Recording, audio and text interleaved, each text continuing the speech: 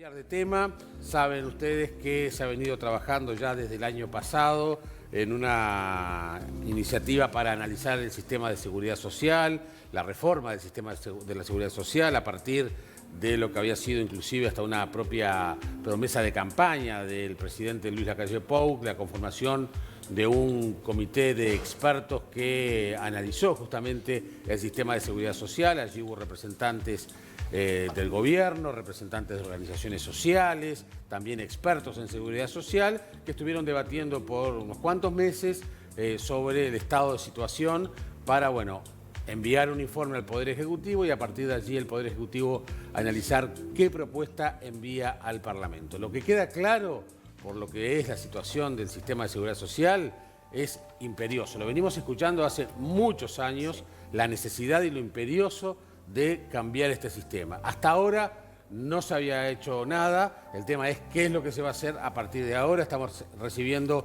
al director representante del sector de los trabajadores en el BPS, Ramón Ruiz. Hola Ramón, bienvenido, buen día, ¿cómo estás? Buen día, muchísimas gracias por la invitación. Bueno, bienvenido. ¿Cómo está el tema de la discusión tras el trabajo de la comisión de expertos y qué están esperando, aguardando de lo que va a ser, digamos, la pelota ahora está en la cancha del Ejecutivo, pero qué es lo que aspiran ustedes o creen ustedes que va a provenir de allí a partir de los informes, recordemos que hubo más de uno, de la comisión de expertos? Bien, si me permiten, quería hacer dos precisiones. Sí. Primero, que no es una reforma del sistema de seguridad social, es una reforma del régimen jubilatorio lo que se está proponiendo. Una reforma del sistema de seguridad social es algo más profundo, es algo más amplio. Bien. Porque la seguridad social en Uruguay no es solamente jubilaciones y pensiones, ¿no?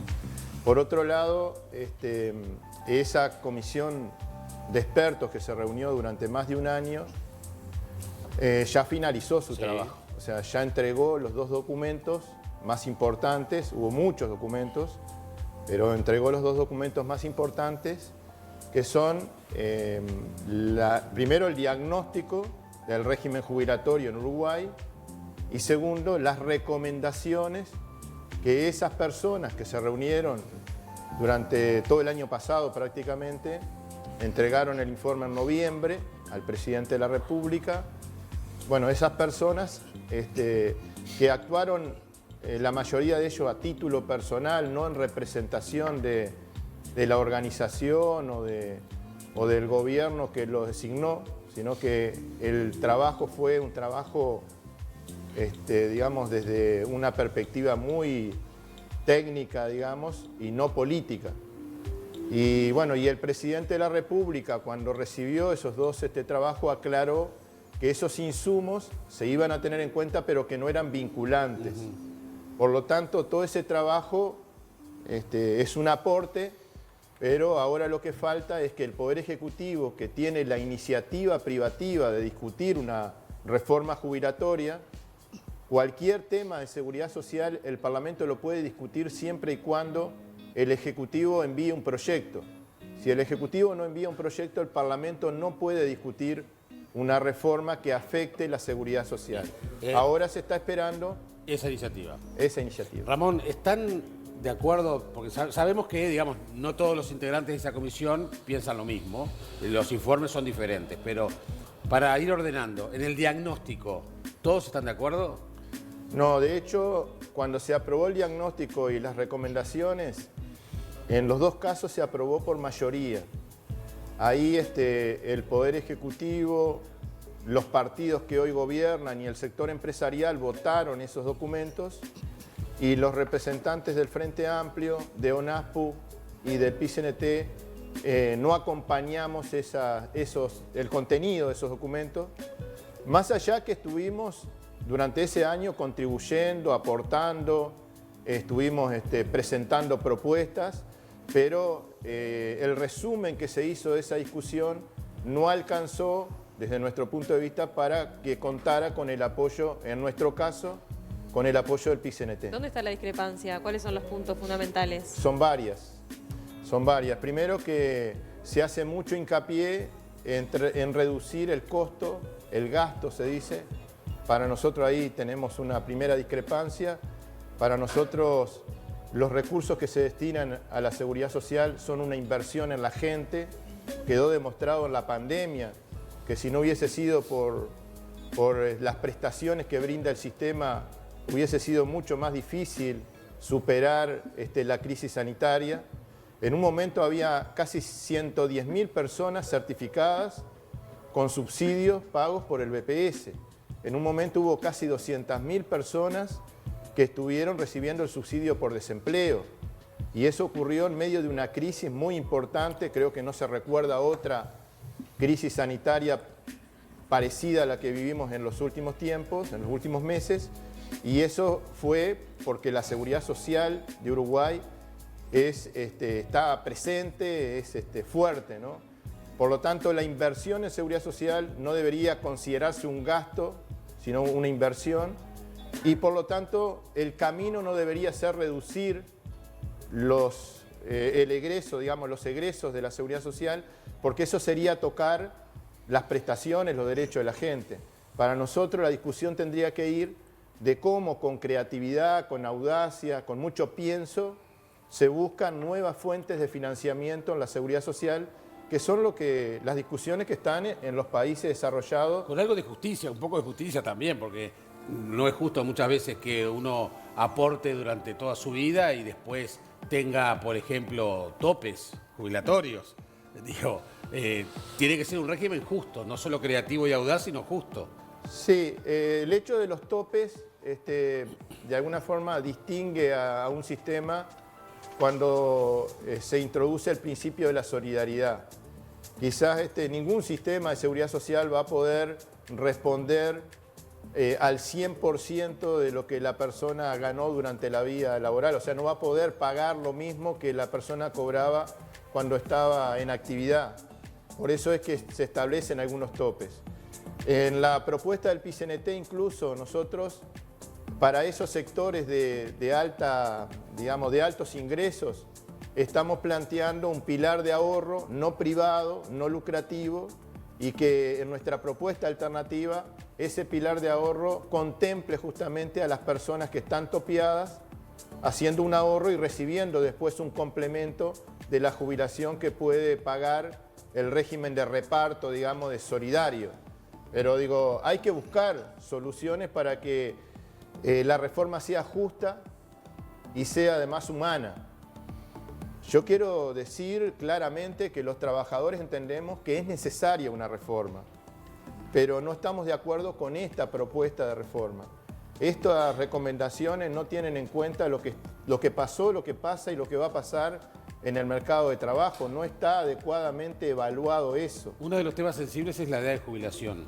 La edad de jubilación, no se tocan los privilegios de la caja militar. Pero se va a cambiar, la tendencia es a cambiarla. ¿Qué pasa en el mundo? Porque también la expectativa de vida ha cambiado, ¿no? Entonces quizás no tenga tanto sentido empezar a pagar jubilaciones a partir de los 60 o 60 y pocos años, cuando hoy capaz que la vida activa de ese individuo, de esa persona, es mucho mayor. Bueno, a ver, voy a tratar porque en tu comentario hay varios aspectos muy importantes a destacar. Primero, ¿qué pasa en el mundo? La evidencia internacional nos indica de que hay un aumento en la expectativa de vida de la gente, en la esperanza de vida de la gente, y eso plantea un desafío muy importante para los sistemas de seguridad social en todos los países. Es una buena noticia que haya más esperanza de vida. Lo que hay que buscar es que esa buena noticia no se transforme en una mala noticia, diciendo como vivís más, vas a cobrar menos jubilación, vas a trabajar durante más años y vas a recibir menos mensualidades cuando estés retirado. O sea, lo que hay que hacer es esa buena noticia, además reforzarla con otras políticas que quizás no conocíamos cuando no teníamos este desafío. Por ejemplo, el sistema de cuidados y otras políticas que se pueden ir construyendo para dar respuesta a esa problemática. Por otro lado, en los países donde se ha aumentado la edad de retiro, si bien se ha ahorrado por un lado, quizás los sistemas han logrado más aportes, más cotizaciones y menos pago de jubilaciones, también es cierto que esos países han instrumentado otros regímenes de retiro a otras edades más tempranas, reconociendo algunas situaciones y además se han aumentado las pensiones por invalidez, las jubilaciones por invalidez, los seguros de paro. Por lo tanto, a veces el sistema también, por un lado, puede ser que resuelva el tema del envejecimiento, pero por otro lado tiene que crear otras prestaciones para dar respuestas a esa problemática que cuando se transforma en un problema social hay que darle respuestas de parte del Estado, ¿no? Por lo tanto, nosotros entendemos que es un tema a discutir, no nos oponemos a discutir ese tema, pero hay que discutirlo con mucha información y con mucha seriedad, porque yo hasta ahora no he escuchado en cuánto va a mejorar la salud financiera del sistema de seguridad social aumentando la edad de retiro. Hoy ya la gente se retira a los 63 años, se está proponiendo aumentarla a 65. Digo, ¿cuáles son los cálculos actuariales para demostrar en cuánto va a aumentar, digamos, cómo va a mejorar, digamos, ese desfasaje que se pretende corregir entre los ingresos y los egresos de la seguridad social, aumentando la edad de retiro? Se le pide a los trabajadores que se trabaje más, se va a cobrar menos jubilación, menos en el monto, ¿no? Porque la forma de cálculo va a cambiar y no se tocan, por ejemplo, los privilegios de la caja militar, no se quiere revisar el desempeño que desde nuestro punto de vista ha sido negativo y ha sido un fracaso, el desempeño de las AFAP, de las administradoras de fondos provisionales, que son caras para el país, perjudican a los trabajadores y los únicos que obtienen ganancia son las empresas privadas que administran estos fondos. Por lo tanto, esas son algunas de las diferencias que tenemos, pero lo cierto es que todavía no hay ningún proyecto de ley presentado formalmente, no hay ninguna propuesta presentada formalmente y es muy difícil opinar sobre algo que no existe, ¿no? Donde tampoco tenemos certeza de cuándo va a llegar esa iniciativa, ¿no? Inclusive se está evaluando si efectivamente va a estar dentro de este periodo de gobierno. Hay allí contactos políticos para ver si todas las fuerzas políticas representadas en el Parlamento van a aceptar discutir el tema, ¿no? Sí, a ver, el año pasado hubo una discusión técnica. Sí. Y en el Excel, en una hoja de cálculo, entra todo. Ahora hay una discusión política. Y puede ser que sea viable desde el punto de vista técnico esas recomendaciones, pero hay que ver si tienen viabilidad política. Y por el otro lado, ahora, sin haber un proyecto, se está discutiendo mucho a través de la prensa. Pero una reforma del régimen jubilatorio se tiene que discutir en clave de política, digamos, ¿no? Además, cualquier cosa que cambie no va a cambiar de un día para otro. Y tiene que ser gradual, Sí. tiene que ser con mucho diálogo y mucho consenso. Nosotros lo dijimos, cuando se creó la comisión de expertos, nosotros no estábamos de acuerdo, dijimos que el camino era el diálogo porque había que reunir consensos. Bueno, pues la comisión es un ámbito de diálogo. Era una discusión entre expertos donde no participaban, esos expertos participaron a título personal, no en representación de sus organizaciones, por lo tanto es muy difícil que se reúnan consensos entre personas y que eso luego se traslade a la responsabilidad de sus organizaciones cuando actuaron a título personal. Entonces, diálogo es otra cosa, diálogo es el intercambio, es la negociación, son los acuerdos y el compromiso luego de cumplir con esos acuerdos. Eso es lo que nosotros entendemos como diálogo. Ahora, esa discusión técnica ya se cumplió, ahora está la discusión si es viable desde el punto de vista político, porque se están acercando las elecciones nacionales y esta reforma puede generar algún ruido que cambie, digamos, el humor de la gente en un periodo electoral, digamos, ¿no? Entonces, digo... ¿Se va a pedir más cobertura de BPS para los trabajadores perjudicados por la pandemia? Sí, justo en el día de hoy, ¿De qué se trata eso? justo en el día de hoy hay una conferencia de prensa convocada por el PICNT para hablar, por ejemplo, de la situación de los monotributistas que fueron golpeados durante la pandemia y que, a pesar de que hay un decreto que dice que finalizó la emergencia sanitaria, lo que no se puede decretar es el fin de la emergencia social, de la emergencia económica. Nosotros tenemos un crecimiento económico, tenemos una reactivación económica, pero eso todavía no llegó a algunos sectores de la población que han sido muy castigados y siguen siendo castigados por las secuelas que dejó la crisis sanitaria en lo social y en lo económico. Los monotributistas son uno de los sectores que han sido muy golpeados y que hoy están teniendo muchas dificultades para poder trabajar, y si no trabajan, no tienen ingreso. Claro, bien. Yo quiero finalizar diciendo que casi el 80% de la población no comparte el aumento de la edad de retiro. Y esta es una encuesta que ordenó la comisión de expertos durante el año pasado, o sea, contrató a una encuestadora para que no solamente analizara el tema de la edad, sino que además analizara otros componentes del régimen jubilatorio y de la seguridad social. Sin embargo, la mayoría de la población no está de acuerdo con el aumento de la edad de retiro. Por otro lado... Ahí lo que faltaría es la fundamentación, ¿no? O sea, saber por qué no están de acuerdo. Sí, también... Porque eso es importante. Ahí daría para... Claro. Tenemos esa lectura también, pero además tenemos que esto atraviesa todos los sectores políticos. Cuando se hace una encuesta se le pregunta a quién votó en las últimas elecciones y cuál es la simpatía, digamos, del perfil ideológico, político de esa persona, y en todos los partidos hay una mayoría de ciudadanos, no importa de qué partido sea, que está en contra del aumento de la edad de retiro. Y también con respecto a la caja militar, esta encuesta la hizo la comisión de expertos. La mayoría de la población quiere que en una reforma de la seguridad social se incluya a la caja militar. Y esto es una encuesta, repito, que fue ordenada por el presidente de la comisión de expertos y fue analizada en la comisión de expertos. Y además, y finalizo con esto, hay estudios internacionales que dicen que no todos tenemos la misma expectativa de vida. Acá tengo un profesional que de repente me puede ayudar en esto.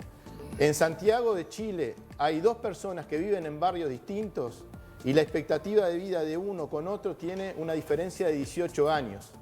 Alguien que vive en una situación de contexto crítico, con bajo ingreso, con poco abrigo, con poco servicio, y una persona que vive en condiciones de vida totalmente distintas, tienen expectativas de vida distintas, no solamente por rama de actividad, sino por condiciones de vida, y por eso hay que tener mucho cuidado a la hora de discutir el aumento de la edad. Habría que ver bien los datos acá, ¿no? Acá no están así, pero hay un trabajo que se está haciendo comparando los trabajadores del primer quintil con el de más ingreso, y los primeros avances de ese trabajo indican que la diferencia es de 10 años.